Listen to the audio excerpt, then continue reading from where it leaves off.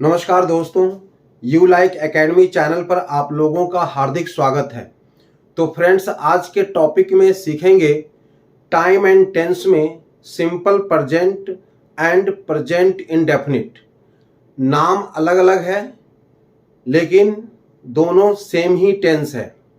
वैसे आप लोग जानते होंगे कि वर्ब टू टाइप्स के होते हैं, एक ऑक्सिलरी वर्ब और दूसरा एक्शन वर्ब या मेन वर्ब। मेन वर्ब के 5 फॉर्म्स होते हैं: first form, second form, third form, fourth form, fifth form. इन पांचों फॉर्म का डिटेल यहाँ दिया गया है। आए हम लोग पहले इन डिटेल को समझें। या देखें फॉर्म्स ऑफ वर्ब। या वर्ब के first form, second form, third form, fourth form और फिफ्थ फॉर्म। यानी जैसे दिया गया है गो, वर्ब के first form go, second form went, third form gone, fourth form going, fifth form goes. इसी तरह से first form play, second form played, third form played, fourth form going और फिफ्थ फॉर्म प्लेज। यहाँ ध्यान से देखेंगे कि वर्ब के फर्स्ट फॉर्म, वर्ब के जो फर्स्ट फॉर्म होते हैं नंबर 1 में दिया गया है।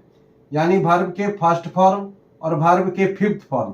यानी वर्ब के फर्स्ट फॉर्म में अगर यस या ईएस लग जाता है तो वर्ब के फिफ्थ फॉर्म बन जाता है। ऐसे फॉर्म्स को सिंपल प्रेजेंट या प्रेजेंट इंडेफिनिट के नाम से जाना जाता है। यदि शैल विल के बाद वर्ब के फर्स्ट फॉर्म आ जाए तो उसे सिंपल फ्यूचर या फ्यूचर इंडेफिनिट के नाम से जाना जाता है। इसी तरह से नंबर 2 में देखें वर्ब के सेकेंड फॉर्म। इसकी पहचान है, इसके एंड में ईडी, ईएन, एन और टी आ जाता है और इसका नाम सिंपल पास्ट या पास्ट इंडेफिनिट के नाम से जाना जाता है। इसी तरह से थर्ड में टू हैव, यानी वर्ब टू हैव में हैव, हैज और हैड के बाद अगर वर्ब का थर्ड फॉर्म आता है तो उसे हम परफेक्ट कहते हैं। पहचान में वर्ब के एंड में ईडी, ईएन और एन और टी लगा रहता है। इस तरह से वर्ब के फोर्थ फॉर्म, ये टू बी के बाद, टू बी में एम, इज, आर, वाज, वर आता है। उसके बाद अगर वर्ब के फोर्थ फॉर्म यानी वर्ब के फर्स्ट फॉर्म में आईएनजी लग जाता है तो वर्ब के फोर्थ फॉर्म बन जाता है और इसका नाम दिया गया है कंटिन्यूअस। अगर इससे आप अच्छी तरह से समझ लेंगे तो आपका टेंस समझने में बिल्कुल आसान हो जाएगा। नाम जान जाएंगे इससे। वर्ब के फर्स्ट फॉर्म और फिफ्थ फॉर्म का नाम सिंपल प्रेजेंट या प्रेजेंट इंडेफिनिट। इसी तरह से शैल विल में वर्ब का फर्स्ट फॉर्म लग जाता है तो सिंपल फ्यूचर या फ्यूचर इंडेफिनिट। सेकेंड फॉर्म में उसका नाम है सिंपल पास्ट या पास्ट इंडेफिनिट। और वर्ब के थर्ड फॉर्म से पहले अगर हैड, हैव, हैज लग जाता है तो वो परफेक्ट कहलाता है। और एम, इज, आर, वाज, वर के बाद वर्ब के फोर्थ फॉर्म आता है तो कंटिन्यूअस कहलाता है। अब यहाँ देखें, यहाँ है time and tense, simple present और प्रेजेंट इंडेफिनिट। इसका स्ट्रक्चर दिया गया है अफर्मेटिव में। अफर्मेटिव जिसमें नॉट नहीं लगा होता है वो अफर्मेटिव कहलाता है। यानी सब्जेक्ट प्लस वर्ब के फर्स्ट फॉर्म और वर्ब के फिफ्थ फॉर्म जिसमें यस यस लग जाता है plus object plus other words.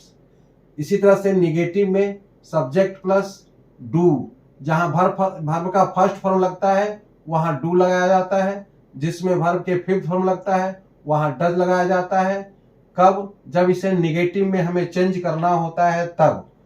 इसके बाद वर्ब के फर्स्ट फॉर्म आ जाता है, फिर ऑब्जेक्ट या अदर वर्ड्स। इसको हिंदी में ता है, ती है, ते हैं कहते हैं। हिंदी के जिस वाक्य के अंत में ता है, ती है, ते है आए वो प्रेजेंट इंडेफिनिट या सिंपल प्रेजेंट टेंस कहलाता है।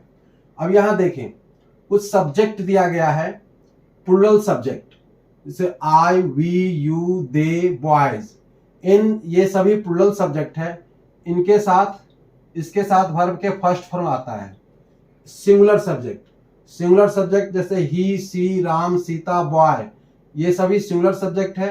और इसके साथ वर्ब के फिफ्थ फॉर्म जिसमें यस यस लग जाता है, ये इसके साथ वर्ब के फिफ्थ फॉर्म आता है। तो आप ध्यान रखेंगे नाउन में नाउन हमेशा सिंगुलर होता है, इसमें यस यस लगा करके इसको हम प्लूरल बनाते हैं।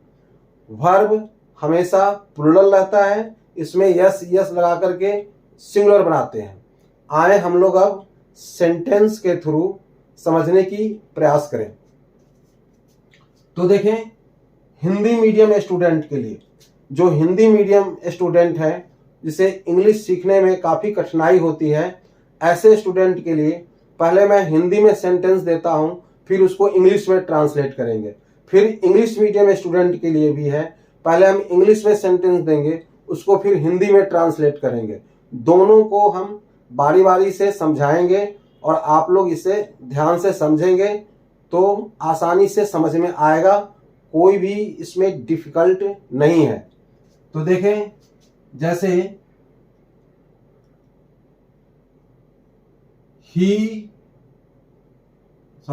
हिंदी वाले, पहले हिंदी वाले देखें।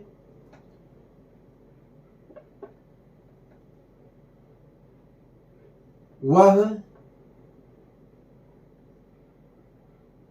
जाता है। अब देखें, वह जाता है, इसमें यह है सब्जेक्ट और यह है वर्ब, इसमें ओनली सब्जेक्ट और वर्ब है। अब इसका इंग्लिश हम बनाएंगे तो क्या बनेगा, वह का इंग्लिश क्या होगा, ही। अब जाता है तो देखें ही क्या है, सिंगुलर है, तो इसके साथ हम क्या लगाएंगे, गोज। गो लगाएंगे तो ये रॉन्ग हो जाएगा क्योंकि ये सिंगुलर है और ये प्लूरल हो जाएगा। तो इसमें जब हम ईएस लगा दिए तो ये हो गया सिंगुलर, यानी ये भी सिंगुलर ये भी सिंगुलर, यानी एसएस का फॉर्मूला आप ध्यान रखेंगे। तो ही गोज यानी फुल स्टॉप, वह जाता है। अब देखें, वह स्कूल में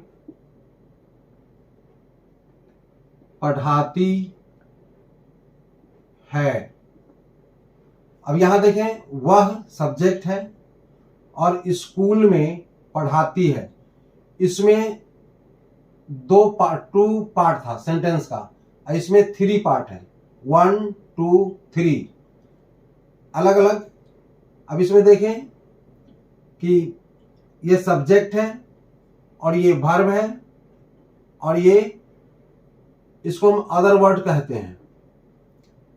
ऑब्जेक्ट की जगह पर अदर वर्ड भी लगता है, तो कब ऑब्जेक्ट होता है कब अदर वर्ड होता है ये भी ध्यान से आप समझेंगे। यहां देखें, वह का इंग्लिश क्या होगा, यहां पे पढ़ाती है, इसलिए इसके लिए आएगा सी। सब्जेक्ट सिंगुलर है तो वर्ब आएगा सिंगुलर। यहां देखिए टीच,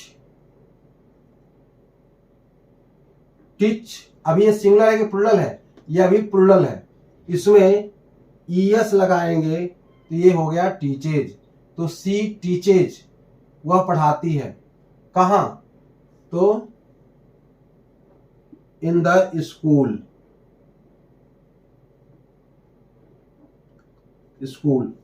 अब हो गया सी टीचेज इन द स्कूल, यानी वह स्कूल में पढ़ाती है। इसी तरह से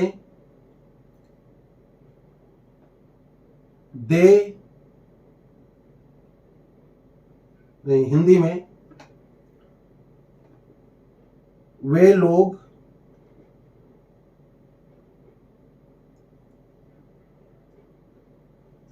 क्रिकेट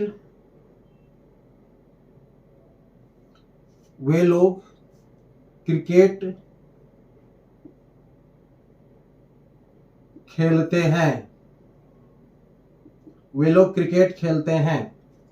अब यहां देखें, वे लोग का इंग्लिश क्या हो जाएगा, दे। अब खेलते हैं, इसमें भी देखें ते आ गया, इसमें ती आ गया, इसमें ता आ गया, ता ती ते। अब यहां देखें सब्जेक्ट आया, इसके बाद क्या आएगा, वर्ब, दे प्ले। अब प्ले यहां पर देखें ये क्या है, प्लूरल है, तो क्या ये सही है, हाँ जी सही है, क्योंकि सब्जेक्ट प्लूरल है तो वर्ब भी यहां प्लूरल होगा। तो दे प्ले, क्या play, cricket, they play cricket. अब यहां देखें वे लोग क्रिकेट खेलते हैं। अब एक चीज मैं आप लोगों को समझाऊं, ये सब्जेक्ट है, ये वर्ब है और ये ऑब्जेक्ट है, और यहां ये सब्जेक्ट है, ये वर्ब है और ये अदर वर्ड्स है। अब कहेंगे ऑब्जेक्ट और अदर वर्ड्स में क्या डिफरेंट है, जी हां, दे प्ले, अब देखें वे लोग क्रिकेट खेलते हैं, देखें वे लोग खेलते हैं, क्रिकेट को भी छोड़ दें, वे लोग खेलते हैं, तो इसमें क्या क्या और कौन लगाकर क्वेश्चन करेंगे, क्या और किसको ये लगा क्वेश्चन करेंगे, उसका जब आंसर आता है तो वो ऑब्जेक्ट हो जाता है। अगर इन दोनों को छोड़ करके कोई और आंसर आता है तो वो अदर वर्ड्स हो जाता है। जैसे यहां देखें वे लोग खेलते हैं, तो वे लोग क्या खेलते हैं, तो वे लोग क्रिकेट खेलते हैं, तो इसलिए दे प्ले क्रिकेट ये ऑब्जेक्ट हो गया। और जब ऑब्जेक्ट किसका होता है, तो ट्रांजिटिव वर्ब का, यहां ध्यान रखेंगे इसको हम ट्रांजिटिव वर्ब कहेंगे, ट्रांजिटिव वर्ब का ऑब्जेक्ट होता है। अब यहां देखें वह स्कूल में पढ़ाती है, अब वह कहां पढ़ाती है, कहां से क्वेश्चन करेंगे तो आंसर मिलेगा स्कूल में, लेकिन क्या का आंसर देखें, वह क्या पढ़ाती है तो आंसर नहीं मिलेगा, तो इसका आंसर नहीं मिलेगा, इसका मतलब है कि ये सी टीचेज इन द स्कूल, ये in the school other word हो गया। तो यही यहां जो दिया गया है ऑब्जेक्ट और अदर वर्ड्स, इसमें डिफरेंट यही हो गया कि जिस वर्ब का फल पड़ता है वो ऑब्जेक्ट कहलाता है, और जिस वर्ब का फल आने वाले वर्ड पे नहीं आता है तो वो अदर वर्ड्स कहलाता है। और सेंटेंस ले यहां पे, जैसे वी, नहीं बार बार इंग्लिश की आदत पड़ गई हुई है, हिंदी की आदत नहीं है उतनी। हम लोग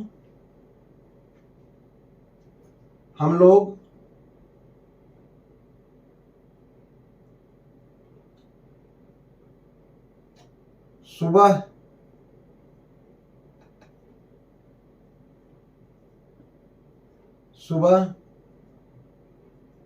टहलने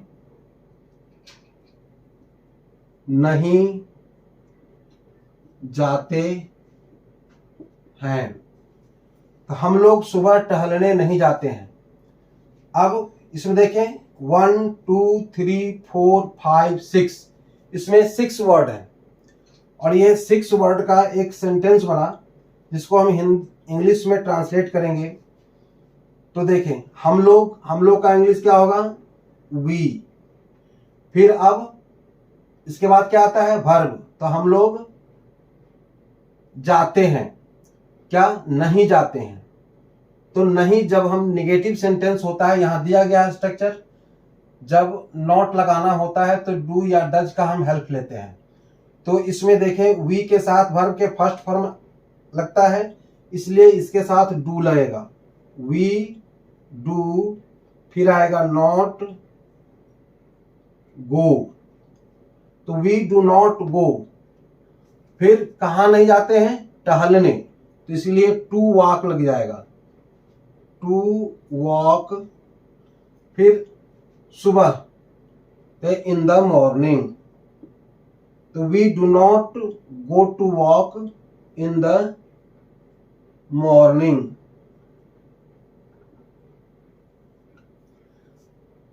अब इसमें हम सुबह में भी लिख सकते हैं, सुबह में भी लिख सकते हैं, या सुबह हम लोग सुबह टहलने नहीं जाते हैं ऐसे भी लिख सकते हैं, लेकिन इंग्लिश में इन द मॉर्निंग आएगा। तो we do not go to walk in the morning. अब ये ध्यान से आप लोग समझ गए होंगे। अब हम ये हिंदी मीडियम स्टूडेंट वालों को दिए जो हिंदी से इंग्लिश में ट्रांसलेट किए हैं, ये हिंदी से इंग्लिश में ट्रांसलेट किए हैं। अब हम इंग्लिश से हिंदी में ट्रांसलेट करेंगे, उसे भी ध्यान से आप समझेंगे, बिल्कुल आसान है। तो देख लें।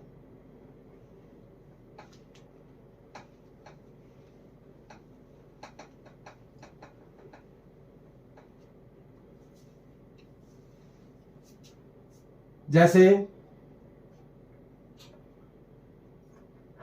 राम, अब राम है, ये देखें सब्जेक्ट क्या है, सिंगुलर है। तो जब सब्जेक्ट सिंगुलर होगा तो वर्ब भी हमें सिंगुलर लेना होगा। अब यहां पर लगाएं लिव। अब ये देखें लिव, क्या राम के साथ लिव आया है, क्या राइट है? नहीं, रॉन्ग है, क्योंकि राम सिंगुलर है तो वर्ब भी यहां पर सिंगुलर होगा। और सिंगुलर कैसे होगा? जब हम एस इसमें लगाएंगे तो राम लिव्स इन अयोध्या। ये देखें, राम लिव्स इन अयोध्या, राम अयोध्या में रहते हैं। तो इसको हम हिंदी जब बनाएंगे तो क्या होगा? सब्जेक्ट यही आएगा राम, फिर आएगा इन अयोध्या, तो अयोध्या में।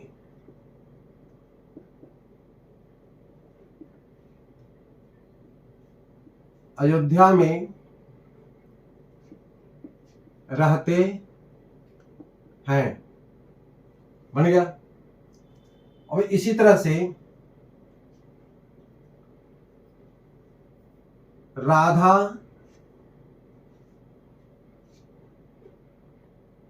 अब हम निगेटिव सेंटेंस बनाएंगे तो क्या करेंगे? राधा के साथ डू लगेगा या डज लगेगा? जब हम निगेटिव सेंटेंस बनाएंगे तो निश्चित रूप से राधा सिंगुलर है तो डज लगेगा, राधा डज, फिर नॉट। अब यहां देखेंगे कि जो वर्ब कौन सा फॉर्म में आएगा। यहां दिया है डू डज के बाद जब नॉट लगता है तो वर्ब फर्स्ट फॉर्म में आ जाता है। तो Radha does not dance on the stage. अब यहां देखेंगे 1 2 3 4 5 6 7, ये 7 वर्ड्स का सेंटेंस है। अब इसको कैसे करेंगे? एक ये हो गया, और यहां से लेकर के यहां तक ये वर्ब हो गया, और ऑन द स्टेज ये अलग एक फ्रेज हो गया। अब इसको हम कैसे हिंदी बनाएंगे? जैसे राधा अब ऑन द स्टेज, ये देखें। अब यहां ये on the stage other words में है या ऑब्जेक्ट में है? तो अब देखें, Radha does not dance, Radha नहीं नाचती है। राधा क्या नहीं नाचती है? क्या लगा क्वेश्चन करें तो इसका आंसर मिलता है? नहीं मिलता है। इसलिए ऑन द स्टेज क्या है? यहां पे अदर वर्ड्स है। ये अदर वर्ड्स है, इसका मतलब है डांस क्या है? इंट्रांजिटिव वर्ब है, ITV, इंट्रांजिटिव वर्ब। अब इसका हिंदी क्या बनाएंगे? राधा मंच पर नहीं नाचती है। यहां भी ये है इन द अयोध्या, इन अयोध्या, तो ये भी एक अदर वर्ड्स है, ये भी अदर वर्ड्स है, क्योंकि इसका भी जिसका अदर वर्ड्स होता है इसका वर्ब इंट्रांजिटिव वर्ब कहलाता है, ITV। अब यहां एक और सेंटेंस लेते हैं।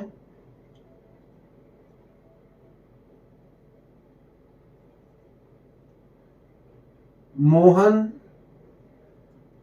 एंड सोहन। अब मोहन एंड सोहन, ये जो सब्जेक्ट है सिंगुलर है कि प्लूरल है? तो जहां टू व्यक्ति होगा वो सब्जेक्ट प्लूरल कहलाता है। इसके साथ हम प्लूरल वर्ब ही देंगे। तो मोहन एंड सोहन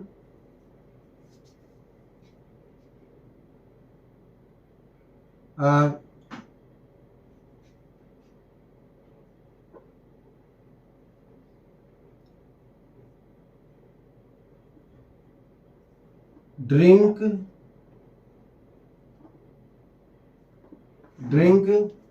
मिल्क। तो Mohan and Sohan drink milk, यहां देखिए सब्जेक्ट अगर प्लूरल हो गया तो ये वर्ब भी प्लूरल आया है, क्योंकि इसमें एस नहीं लगा हुआ है। अगर इसमें एस लग जाता तो ये सिंगुलर बन जाता, तो ये सेंटेंस रॉन्ग हो जाता। अभी ये सब्जेक्ट प्लूरल है तो वर्ब भी प्लूरल हुआ, और इसके बाद ये आया मिल्क ऑब्जेक्ट में। तो इसका हिंदी क्या हुआ? अब देखें क्वेश्चन करके कि Mohan and Sohan drink milk, Mohan and Sohan क्या पीता है? तो आंसर आता है मिल्क। तो इसका मतलब है आंसर आ रहा है, तो ये हो गया ऑब्जेक्ट, और जब ऑब्जेक्ट आएगा तो इसका हो गया ये ट्रांजिटिव वर्ब। अब इसका हिंदी क्या होगा? मोहन और सोहन दूध पीता है। इसी तरह से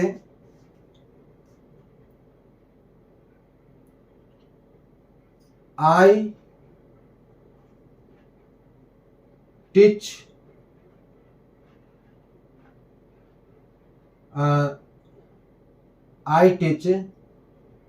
हर या हिम। आई टीच हिम, यहां 3 वर्ड है। आई टीच हिम, यहां देखें मैं पढ़ाता हूं। अब यहां पर हम हिम आया है, हिम किसे? पर्सन से रिलेटेड है। तो जहां पर्सन से रिलेटेड होता है वहां हम हुम से क्वेश्चन करते हैं। तो आई टीच यानी हुम का मतलब किसको। ऐसे क्वेश्चन हम बनाएंगे तो क्या होगा? हुम डू आई टीच, हुम डू आई टीच, मैं किसको पढ़ाता हूं? तो हिम। अगर यहां पर किसी का नाम हो, राम, सीता, मोहन, सोहन, किसी का भी नाम हो, तो पर्सन का भी नाम यहां पर आ सकता है। अब इसका हिंदी क्या हो जाएगा? मैं उसे पढ़ाता हूं। और क्या है? ये ऑब्जेक्ट है, और ये क्या है? ट्रांजिटिव वर्ब है। तो जिस वर्ब के बाद ऑब्जेक्ट आता है वो वर्ब ट्रांजिटिव हो जाता है, और जिस वर्ब के बाद ऑब्जेक्ट नहीं आता है, अदर वर्ड्स आता है, तो वो वर्ब इंट्रांजिटिव वर्ब हो जाता है।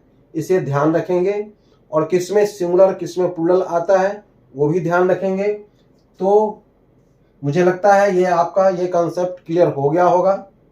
अब मैं एक प्रैक्टिस के लिए कुछ सेंटेंस दे रहा हूं, उसको 4 ग्रुप में आप चेंज करेंगे, और कैसे करेंगे वो मैं फिर समझा रहा हूं।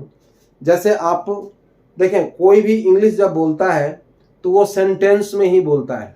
अगर सेंटेंस उसको बोलने आ गया सही रूप से तो वो किसी से भी इंग्लिश में टॉकिंग कर सकता है। तो हम एक एक करके सेंटेंस को हम सीखेंगे। सेंटेंस सीखने के लिए ही तो हम इतना ये सब सीख रहे हैं। तो देखें, सबसे पहले क्या लें? एक सब्जेक्ट, कोई भी एक सब्जेक्ट लें। इसके बाद में उसके साथ एक वर्ब, जो इच्छा है उसमें वर्ब लगाएं, और उसके बाद आपको जो इच्छा है उसमें या तो ऑब्जेक्ट लगाएं या अदर वर्ड्स लगाएं। बस सेंटेंस कंप्लीट है। मैं एक ग्रुप बनाकर मैं दिखाता हूं, फिर बोल करके भी दिखाता हूं। ऐसे आप लोग अगर बोलेंगे तो निश्चित रूप से आपका इंग्लिश इंप्रूव होगा, और बहुत जल्द ही इंग्लिश सीख लेंगे। तो देखें,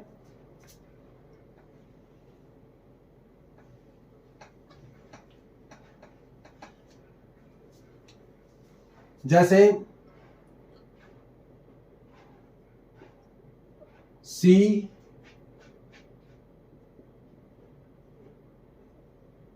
टीचेस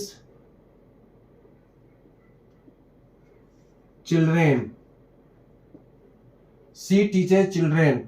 अब इसको हम नेगेटिव में चेंज करेंगे तो क्या होगा, she does not teach children, full stop. फिर इसको हम इंट्रोगेटिव में चेंज करेंगे तो क्या होगा, does she teach children, question mark. फिर does she not teach children. एक ग्रुप हो गया, एक यही सेंटेंस है, सी टीचेस चिल्ड्रेन, वह बच्चे को पढ़ाती है। सी डज नॉट टीच चिल्ड्रेन, वह बच्चे को नहीं पढ़ाती है। डज सी टीच चिल्ड्रेन, ये इंट्रोगेटिव में हो गया, क्या वह बच्चे को पढ़ाती है। Does she not teach children, क्या वह बच्चे को नहीं पढ़ाती है। बस इसी तरह से ग्रुप में आप एक कोई भी एक सेंटेंस लें, जैसे आई लिव इन दिल्ली, एक हमने सेंटेंस ले लिया। पहले एक सब्जेक्ट, कोई भी एक सब्जेक्ट ले लें, आई वी ही सी राम श्याम, कोई भी एक सब्जेक्ट ले लें, उसके साथ में वर्ब के फर्स्ट फॉर्म लगेगा या फिफ्थ फॉर्म लगेगा, उसको लगा दें। इसके बाद उसके आगे ऑब्जेक्ट या अदर वर्ड्स लगेगा, उसको लगा दें। तो जैसे मैंने कहा आई लिव इन दिल्ली, तो I do not live in Delhi, do I live in Delhi, do I not live in Delhi. इसी तरह से ही laughs at her, he does not laugh at her, does he laugh at her, does he not laugh at her। इसी तरह से we play cricket, we do not play cricket, do we play cricket, do we not play cricket। इसी तरह से आप practice करें ऐसे बोल करके, अपने आप सेंटेंस बना करके, आप निश्चित रूप से आपका स्पीकिंग पावर भी बढ़ेगा और सेंटेंस भी समझ में आएगा। फिर बोलने की प्रैक्टिस होगा, जल्द से जल्द आप इंग्लिश सीख लेंगे। तो दोस्तों, अगर ये वीडियो अच्छा लगा हो, समझाने का तरीका अच्छा लगा हो, तो निश्चित रूप से सब्सक्राइब करेंगे, लाइक करेंगे, शेयर करेंगे, ताकि मैं वीडियो लाता रहूं टाइम टू टाइम। फिर अगले वीडियो में मिलेंगे, तब तक के लिए बाय, जय हिंद।